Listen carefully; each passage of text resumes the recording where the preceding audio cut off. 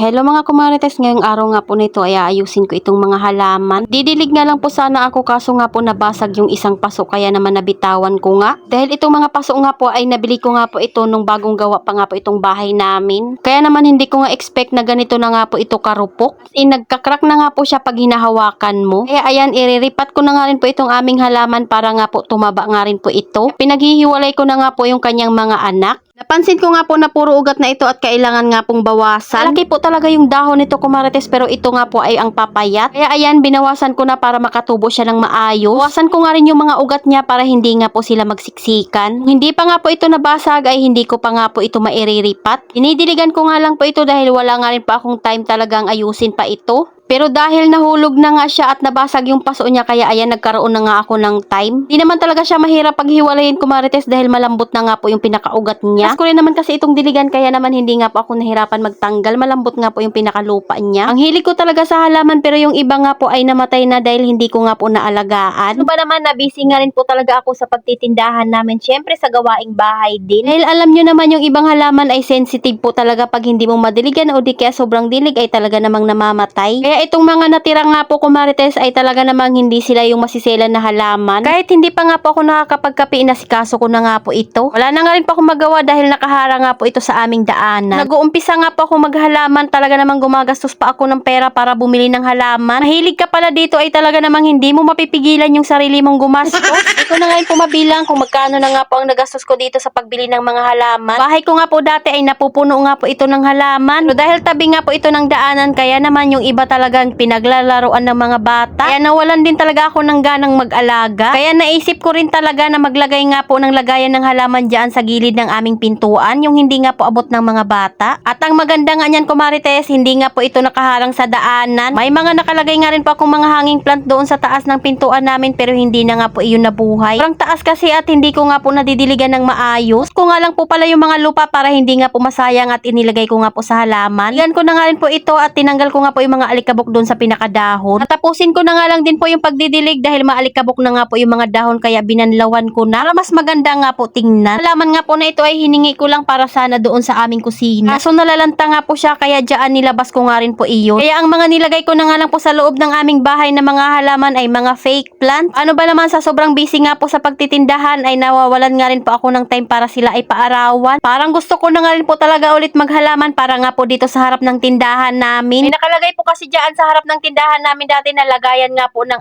ice cube. Kaya hindi nga rin po ako makapaglagay dyan ng halaman. Dahil hindi na nga po ako naglagay ng ice cube kaya naman sabi ko nga halaman na lang kaya ang ibalik ko dyan. Wala na nga po akong balak bumili ng halaman dahil pwede naman palang manghingi lang. Alam na nga po yung mga anak-anak ng mga halaman. Diba at nakakailang halaman na yung sinabi ko kumarites?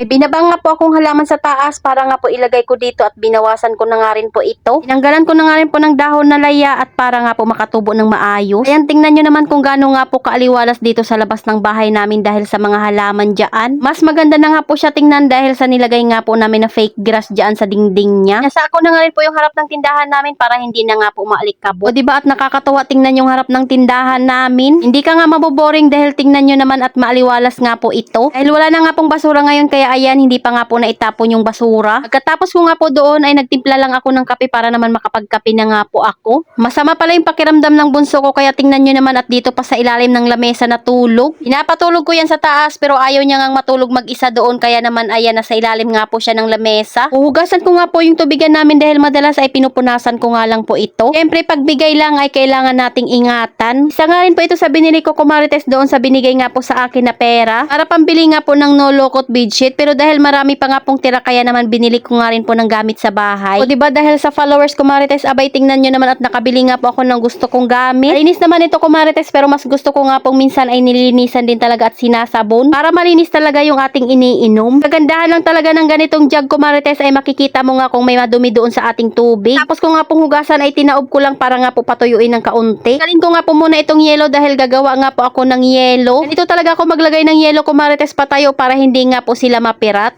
At hindi nga po ako maputukan. Ayan at nakagawa din naman kaagad ako ng yelo. Kahit nasa bahay lang talaga tayo mga nanay, hindi ibig sabihin nun na hindi na nakakapagod yung ating mga ginagawa.